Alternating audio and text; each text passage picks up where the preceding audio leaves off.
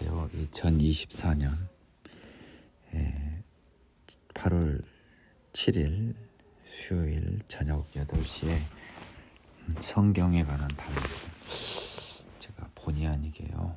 최근에 많은 설교를 들어보고 있습니다. 그 중에서 성경의 주요 주제들에 대해서 좀 그러니까 제 생각이 옳은 건 아닌데요. 제가 봤을 때 명백히 잘못된 그런 설교들이 진행되고 있는 것을 보고 있어 너무 안타까운 마음이 로마서 7장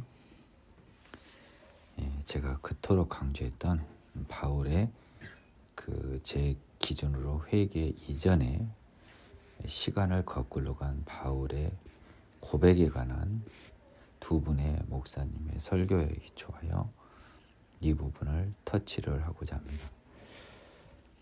로마서 7장은요. 제 로마서 기존 강의에서 말씀드렸듯이 혼인관계로 비유한 율법과 죄로 시작되다가 율법과 죄 그리고 죄성 죄에서 지고 마는 나를 고백하는 것이 7장 24절까지 이어지는데요. 돌아가신 오카는 목사님께서 굉장히 솔직한 고백을 해주셨어요. 실제로 저는 몰랐습니다. 제가 로마서 강의를 할 때까지만 해도 저는 로마서 7장이 바울의 회개 전의 모습이고 따라서 이것은 시간 편제상 로마서 4장 이전에 등장해야 될 것인데 이후에 등장한 것이라고 했고 그걸 대단한 발견으로 생각을 했어요. 저는 어떤 주석서를 보지도 않았고 아무 책도 보지 않고 스스로 깨우쳤던 거기 때문에 대단한 발견이라고 했는데요. 오카는 목사님이나 저희 대학의 교수님 말씀에 따르면 여기가 로마서 7장 12절 이하 7장 한 7절부터도 좋습니다. 7장 7절부터 24절까지 바울의 상태가 과연 예수 믿기 전의 바울인가 여전히 예수를 믿고 난 생명의 성령의 법으로 태어난 바울인가에 관한 논쟁이 있다라고 말씀을 주셨고요. 오카는 목사님께서 유학을 하실 때 지도 교수님께서 이거는 예수 믿는 사람은 있을 수 없는 일이다 라고 해서요. 오카는 목사님 자신이 이것이 예수 믿은 후에도 이런 설명이 가능하다라는 본인의 생각을 바꿨다고 했습니다. 근데 다시 한국에 돌아보니까 주변의 모든 예수 믿는 사람들이 여전히 이런 방황을 하고 있는 현실을 보면 이게 또 맞지 않은 것 같아서 지금은 다시 예수 믿는 성령으로 다시 태어난 사람에게도 해당되는 고백이라고 주장을 변경하셨다고 했습니다. 조정민 목사님의 로마서 강의를 제가 들어봤어요. 그분도 이 부분을 당연히 예수 믿는 사람도 이러한 상태에 있을 수 있음을 전제로 내가 죄인인 것을 발견한 것이 가장 큰 바울의 발견이라는 그래서 위대하다는 결론을 내셨는데요. 결코 반대합니다. 말 같지도 않는 소리예요. 그 두 분이 아무리 이 교회에서 큰 목사님이시고 한국 교회에서 나름 어느 정도 배우시고 한 분이지만 오카는 목사님 그래도 조심스러운 견해를 펼쳐주신 것을 저는 다행이라고 생각해요. 이런 생각도 있다라는 것을 말씀해 주신 그분의 어떤 지혜라고 할까요? 오카는 목사님이 그래도 죄에 대한 고민이 굉장히 많은 분이에요. 내가 보면 그래요. 오카는 목사님이 뭐라고 말했냐면 자기는 로마서 7장 이 부분에 관한 주석을 본대요. 로마서 주석서는. 그래서 이 사람이 어떤 사람인가를 안대요. 그리고 로마서 7장 이 부분에 관해서 자기는 어떤 입장이라는 것을 분명히 커밍아웃하고 로마서를 설명하는 게 맞답니다. 저는 전적으로 동의하고요. 그 입장은 동의합니다. 다만 오카는 목사님과 달리 저는 이거는 바울이 회심 전, 즉 생명의 성령, 회심이은 아니죠. 회심 과정을 그린 거라고 저는 설명을 했습니다. 성령의 법으로 태어나기 전, 즉 예수 생명으로 태어나기 전에 바울입니다. 그런데 제가 이것과 관련해서 제가 주석서를 보지 않아서 모르겠는데 이게 바울의 생명의 성령의 법을 받은 다시 태어난 바울이냐 이전의 바울이냐로 논쟁을 할 게 아니에요, 여러분. 저는 오늘 로마서 7장 이 부분의 존재의 의미를 제가 사람들이 너무 잘 모르고 있는 것 같아요. 굳이 시간적으로 따지면 이거는 회심 전의 바울의 상태가 맞아요. 다만 이것이 시간 전이다 후다라고 하는 것이 중요한 게 아니고 제 로마서 강의에서도 제가 이야기를 드렸습니다만 이 로마서 7장 이 부분은요. 성경 전체에서 가장 핵심적인 신약 성경에서 가장 핵심적인 단어 중에 풀어 써지지 않는 단어가 있습니다. 어구가 있습니다. 그것이 소위 회개입니다. 회개. 이 우리 복음은요. 회개하여 죄사함을 받으라 하는 것이 우리 회개거든요. 그 회개하여 죄사함을 받으라 하는 것이 이 로마서 7장이에요. 따라서 로마서 7장 7절부터 24절까지는요. 이 회개의 전 과정이 드러나 있는 것입니다. 생명의 성령의 법을 받기 전에 바울이냐 후에 바울이냐의 중요한 문제의 이면에 생명의 성령의 법을 받기 전에 바울이라면 그럼 무엇이냐가 중요하잖아요. 그럼 도대체 무엇이냐? 왜 써놓았느냐? 이것은요. 생명의 성령의 법으로 태어나기 전 바울이 이 수많은 스스로의 힘으로 죄와의 싸움을 했었던 것을 상기하고 있어요. 바울은 이 두 분의 목사님이 놓치고 있는 게 뭐냐면요. 24절까지요. 7장 24절까지 바울이 죄와의 싸움을 무엇을 통해서 했나 한번 봐보세요.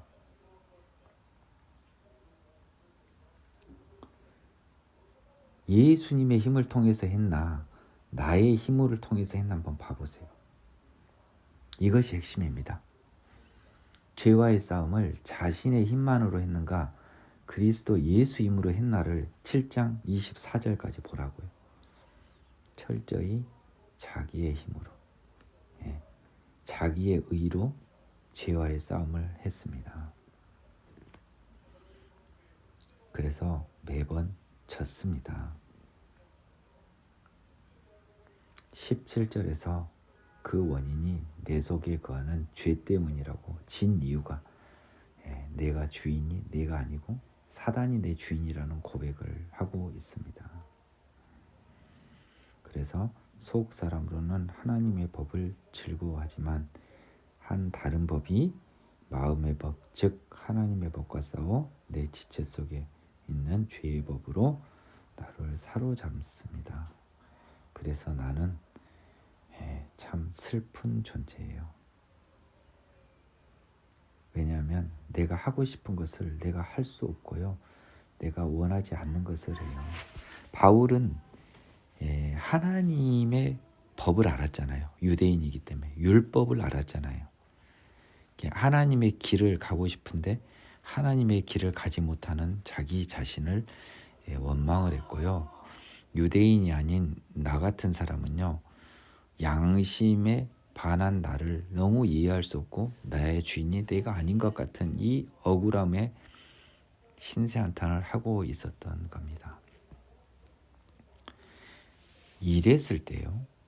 이랬을 때 내 힘만으로 싸웠다가 번번이 졌던 나에게 그리스도의 생명의 성령의 능력이 임하면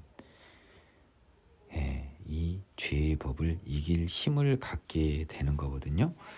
그래서 7장 24절에서 나는 공고한 사람이다. 사망의 몸에서 누가 나를 건져내려고 끝나지 않아요. 이 7장의 24절까지 모든 결론은 24절에 있습니다. 즉 모든 인간은 굉장히 불쌍한 존재라는 거예요. 왜냐하면 마음은 원이로 돼 육신이 약하여 못하는 겁니다. 결국 그러면 다 패배자죠. 하나님의 자녀가 아니에요. 하나님의 영으로 인도받지 않는 사람이 어떻게 하나님의 자녀입니까? 그래서 하나님의 자녀가 될 수 없어요, 모든 인간은. 그런데 7장 24절까지 그 온전한 회개로 나아오는 하나님의 자녀들에게요, 하나님이 능력을 줍니다. 이것이 중요해요. 로마서 7장은요, 회개와 죄사함에 관한 공식과도 같은 장이에요. 특히 7장 중반부터 후반부까지 회개는 뭐냐면요, 이 바울의 7장 24절까지 고백이 회개예요, 여러분. 이렇게 철저하게 죄인성을 고백한 이유는 뭐냐면요, 마음에 원하는 것을 할 수 없는 자신을 고백함과 더불어서 거기서 벗어나고자 하는 의지까지도 포함이 된 것이 회개입니다. 얼마나 벗어나려고 발버둥을 치고 있나요, 바울이? 얼마나 하나님의 길을 가려고 발버둥을 치고 있습니까? 얼마나 하나님의 법에 순종하고자 합니까? 하지만 육신의 법에 져버리고 말면서 너무 억울해하는 바울을 보고 있어요. 이 모든 바울의 죄와의 싸움은 누가 보고 있습니까? 하나님이 보고 계셨던 거예요. 하나님이 보고 계셨던 겁니다. 그래서 이러한 사람들에게 하나님이 능력을 입혀주는데, 그 능력의 방법이 예수를 그 사람한테 보내주는 방식이에요. 바울은 다메섹 도상에서 예수를 만납니다. 하나님이 보내주신 예수를 만납니다. 저는요, 제 사무실에서 이 바울과 같은 처절한 고백 속에 사는 제가 성령의 터치는 받았어요. 성령의 터치는 받았지만 성령이 내주어요, 내 주인이 여전히 사단이어서 사단에게 지고 마는 나를 한없이 원망하고 진짜 쇠몽댕이로 머리를 깨버리고 싶은, 더러운 마음을 가진 머리를 깨버리고 싶은 저에게 하나님께서 십자가에 피가 흘린 예수님의 그 환상이 전해지더라고요. 이게 거짓말 같습니까? 누차 말씀드리지만 제가 변호사란 말이에요. 정신이 없는 사람이 아니에요. 제가 법원에서 판사도 해봤던 사람이에요. 바보는 아니에요. 저는 그날을 명백히 기억을 하고 있거든요. 그래서 제 고백에서 많이 나옵니다마는 음란의 죄와 처절한 싸움을 하고 번번이 지는 저를 한탄하면서 정말 억울해하고 있는 그 순간, 정말 내 머리와 모든 것을 깨버리고 싶은 이 억울한 순간에 하나님이 저에게 피 흘리는 예수님을 보내주셨거든요. 저는 그 전에도 전능하신 하나님을 알았습니다. 그리고 성경을 믿고 언젠가는 내가 변할 수 있다는 기대는 하고 있었습니다. 언젠지는 모르지만. 근데 나는 그 시간을 기다릴 수가 없었어요. 기다릴 수 없다는 것은 좀 부적절하고, 세워라 내어라면서 그걸 기다릴 수 없었어요. 나는 내 주인이 빨리 하나님으로 바뀌기를 바랬습니다. 그러는 과정에서 내가 죽더라도 상관없다는 마음까지 먹었습니다. 여러분은 이 마음을 먹어본 적이 있으신가요? 여러분들이 그 마음 먹기는 참 쉽지는 않을 거예요. 그런 과정에서 예수님을 딱 보내주시고요, 거짓말처럼 그 다음부터 제 마음 속에서 음심이 사라지는 기적을 경험합니다. 그때 제가 느꼈죠. 아, 이게 십자가의 능력이구나 라고 해서요, 제가 그 다음부터 제 모든 강의에서 이야기한 죄사함의 십자가, 능력의 십자가는 죄와의 필요하고도 충분한 싸움을 한 하나님이 부르신 자녀들에게 하나님이 선물로 주시는 거구나. 아, 이게 모든 사람의 것이 될 수가 없겠구나. 하나님을 아는 것과 하나님이 내 안에 들어오는 것은, 성령님이 예수님이 내 안에 들어온 것은 다른 문제구나. 그렇다면 결국 하나님은 우리로 하여금 하나님을 의지하여 죄와의 싸움을 인간의 힘으로 일단 먼저 하게 하시는구나.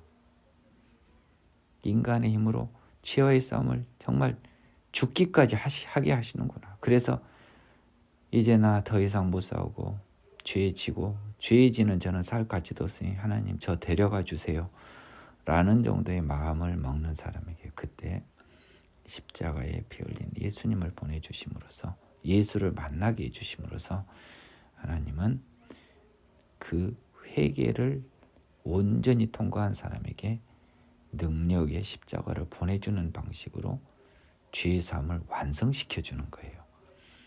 물론 그 이후에도 계속 죄와의 싸움을 해요.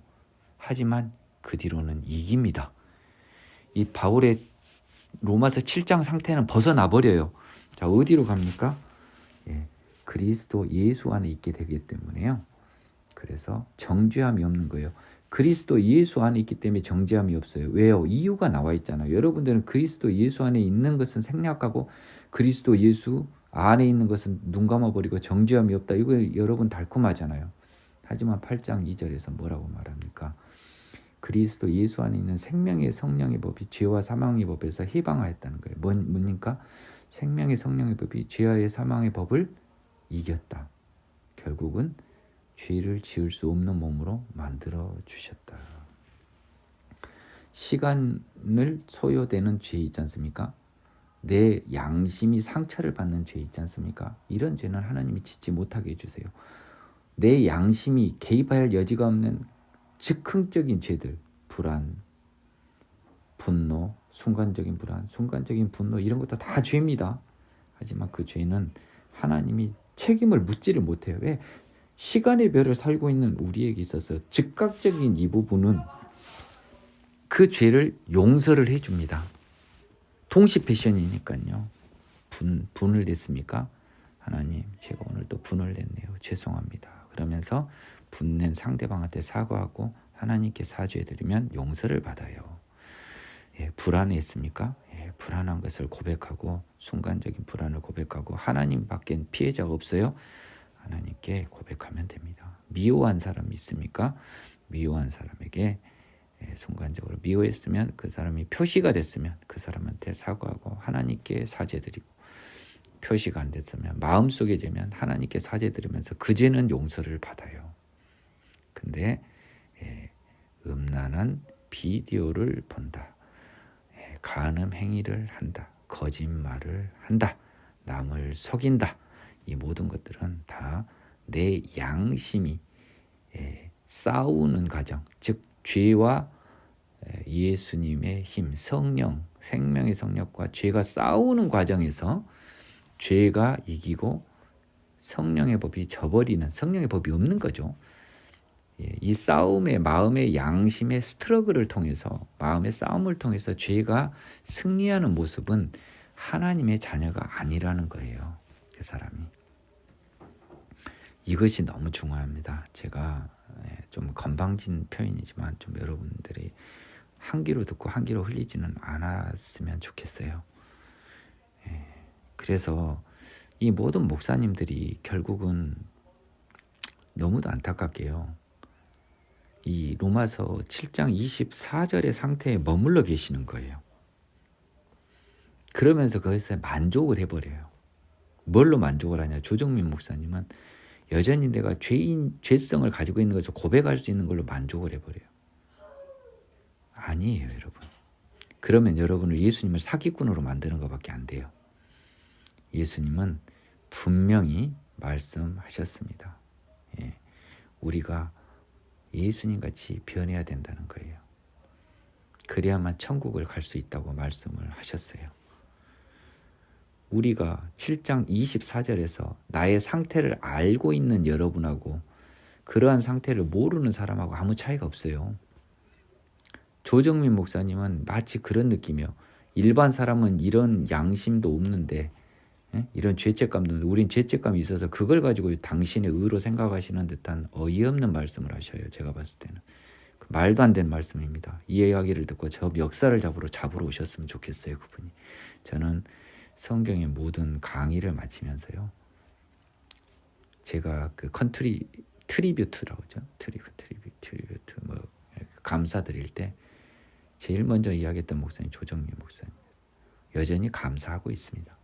그분의 제 믿음의 초창기 때 조정민 목사님, 고성준 목사님, 옥하는 목사님, 박한선 목사님, 그리고 돌아가신 하영조 목사님, 이런 분들은 제가 참 많은 도움을 받았던 분이에요. 조정민 목사님 여전히 제가 이렇게 다른 일반 목사처럼 취급하지 않습니다. 근데 로마서 7장 기타 요즘에 느끼기에는 조 목사님께서 본인이 경험하신 것이 한계가 있으신 것 같아요. 본인에게 임하신 능력에 한계가 있는 것 같아요. 로마서 7장을 그렇게 해석하는 분들이 대다수인데요. 조정민 목사님뿐만 아니라. 근데 그렇게 나의 죄인성을 알고 하나님 앞에 무릎을 꿇는 것 자체가 여러분의 의의는 아닙니다. 조정민 목사님이나 나머지 분들의 의견은 이걸 것 같아요. 그렇게 무릎을 꿇는 나의 모습 자체가 의의로 인정을 해준다라고 생각을 하시는 것 같아요. 나의 이 더러움을 고백한 것으로. 그러면 하나님의 사람과 하나님의 사람이 아닌 사람의 차이가 뭐가 있죠? 결국 자기의 죄성을 고백하는 여부밖에 없는데, 저 하나님 안 믿을 때도요, 나 진짜 고백 많이 했습니다. 왜 나는 이렇게 더럽냐는 생각 많이 했어요. 진짜요. 하나님을 몰랐을 때요. 그래서 정말 내가 악마 같다고 생각할 때도 많았고요. 내 주인이 내가 아니라는 생각도 참 많이 했습니다. 제가 많은 간증에서도 이야기했습니다만. 그러면 나도 여러분하고 뭔 차이가 있어요? 여러분보다 더 반성한 거예요. 그렇게 따지면. 예수 모르는 상태에서도요. 예수님은 여러분이 죽으면 여러분의 영을요, 그 생명의 성령에 기초해서요, 그 씨앗을 꽃처럼 피어서 천국에서 신령한 몸으로 부활시켜 주시거든요. 여러분, 내가 한번 물어볼게요. 여러분, 예수 부활 믿습니까? 나 이 말하는 사람은 절대 부활이 안 믿어져요, 여러분. 조정민 목사님 뭐라고 말씀하시면 그분 예수님 부활 못 믿는 분이라고 봐요. 왜냐하면 이것을 그렇게 해석하면요, 부활이 안 믿어지게 성경이 돼 있어요. 하나님의 원리가 그런 것 같아요. 이거는 제가 조금 오버하니까 좀 새겨 걸러드리십시오. 제 생각입니다. 하나님은요, 부활이 믿겨지는 가장 큰 근거가 뭔지 압니까? 예수님이 의로우셨기 때문이에요. 의로우셔서 죄 없이 돌아가신 예수님이 부활한 걸 보여준 거거든요. 그래서 너희 인간도 예수를 힘입어 죄의 사함을 받아 죄를 이기는 생명의 성령으로 지배받아 살다 죽으면 너희는 신령한 몸으로 부활을 한다는 게 우리 복음의 핵심이거든요. 그런데 그러한 더러운 마음은 계속 품으면서 반성하고 늘 죽을 때까지 회개하고 고백하는 여러분들한테는 이 부활이요, 절대로 확실해질 수가 없어요. 그 마음 상태에 계신 여러분들에게는 부활이 여러분 것이 절대 못 됩니다. 그래서 로마서 4장 24절에 여러분의 믿음이 없게 돼요. 이신 칭의에 근거되는 이신 믿음이 없는 겁니다. 우리 믿음은 한마디로 말해서요, 죄 없이 살면 부활하고, 당신이 신령한 몸으로 천국에서 부활할 걸 왜 믿나요? 라고 하면 이렇게 이야기할 수 있는 거죠. 저는 예수님의 능력을 받아서 내가 죄를 이기고 생명의 성령에 지배받아 이 세상에서 다시 태어나 살았기 때문에 저는 천국에서 부활할 줄로 믿습니다라고 우리 고백이에요, 여러분. 너무너무 중요하다니까요. 나는요, 로마서 7장을 이제 옥하는 목사님이나 조정민 목사님이나 기타, 그러니까 옥하는 목사님의 미국 그 교수님하고요, 미국 교수님은 예수 믿는 사람은 있을 수 없는 일이고 이건 그 전이라고 봤던 거예요. 저는 거기서 더 나아가서 당연히 그 전이고, 이것은 회개하여 죄사함을 받으라는 신약 성경의 이 한 줄로 된 복음의 공식을 굉장히 구체적으로 써놓은 것이 이 7장이라는 거예요. 7장에서 8장 넘어가는 게 회개하여 죄사함을 받는 것을 풀어 쓴 거라는 거죠. 결국 이거는 회개의 구체성을 바울이 적어준 거예요. 우리한테. 이런 식으로 회개하여야만 하나님의 성령의 법을 받는다는 겁니다. 이렇게 처절한 죄와의 싸움을 통해서 성령을 통해 죄사함을 받는다는 거예요. 그 결과는 죽음을 넘어 부활할 것을 믿을 수 있는 것으로 나아가는 겁니다. 물론 바울이 이렇게 성령에 태어나도 여전히 죄에서 시달림을 고백해요. 그 고백과 로마서 7장 24절까지 고백은 달라요. 근데 그 나머지 이 이후의 죄와의 싸움에서는 바울이 시험에 들고 싸우지만 이 7장처럼 졌다고 이야기합니까? 이겼다고 이야기해요. 그때는 죄와의 싸움이 이제 이겨져요. 7장은 지는 거란 말이에요. 인간의 힘으로는 계속 져요. 성령의 법에 다시 태어나서 이긴 겁니다. 이것이 너무너무 중요하거든요. 제가 이 로마서 7장과 8장을 굉장히 강조했고 많은 목사님들이 그렇게 말씀하시기 때문에 이 민기영 전도사 네가 알면 얼마를 알리오라는 반론을 제가 다 수긍을 합니다. 그러면 저는 반문을 합니다. 당신 나하고 한번 거짓말 탐지기를 갖고 모든 것을 머리와 마음을 아는 하나님 앞에 당신 나하고 같이 한번 우리가 몸이 전기가 감전돼서 죽을 각오로 우리가 하나님 앞에 나아가자. 우리 둘이 다 이게 로마서 7장이 바울의 마음이 여전히 죄사함을 받은 예수의 자녀의 마음이라고 믿는 당신하고 아니다. 이건 그렇지가 않다. 이거는 죄사함을 받기 전에 바울이고 이 처절한 죄와의 싸움을 하나님이 어여삐 보시고 예수 그 죄에 죄사함에 합당한 회개의 충만함을 보시고 하나님이 죄사함을 줬다고 믿는 민기영 전도사랑 같이 한번 우리 하나님 앞에 나아가자 지금. 그래서 우리 손을 걸자. 응? 하다못해 깨끼 손가락이라도 걸자. 그래서 진실을 아는 하나님 앞에 머릿속과 가슴속을 공개하며 우리가 죽고 나서 죄 없이 살아서 우리는 신령한 몸으로 부활할 것을 과연 믿는지 입으로 믿는지 온전히 이것을 내 것으로 만들었는 우리가 판단을 못하냐 한번 우리가 하나님 앞에 판단을 받아보자. 저는 확률적으로 둘 다 손가락이 잘릴 확률이 제일 크다고 봅니다만 굳이 안 잘린다면 저는 저일 것 같아요. 말장난입니다, 여러분. 여러분들 말장난이에요. 성령의 법을 못 받은 사람들이 자기를 합리화하는 거예요. 죄에 지는 사람들이 자기를 합리화하는 것밖에 안 돼요. 로마서 7장이 그래서 이 온전하지 못한 자들을 딱 속이는 형태가 돼버려요. 즉 마음이 더러운 자에게는 로마서 7장이 그렇게밖에 안 보이게 만들어지는 거예요. 하지만 하나님의 법으로 회개를 통해 제사함 받은 사람에게는 7장이 훤히 보입니다. 그러니까 예수님께 감사를 드리는 거죠. 누가 건져냈다는 겁니까? 예수가 건져낸 거예요. 여러분들은 죄를 계속 짓는 사람은 건져낸 게 아니잖아요. 건져내실 거죠, 여러분들. 여러분들 기준으로 여러분이 죽을 때 건져내실 거예요. 하지만 죄와의 싸움을 이기게 한 게 건져낸 거지 어떻게 죄한테 번번이 지는 여러분이 사망의 몸에서 건져내진 겁니까? 양심을 좀 가져보십시오. 그래서 25절에서 그 말씀을 했고요.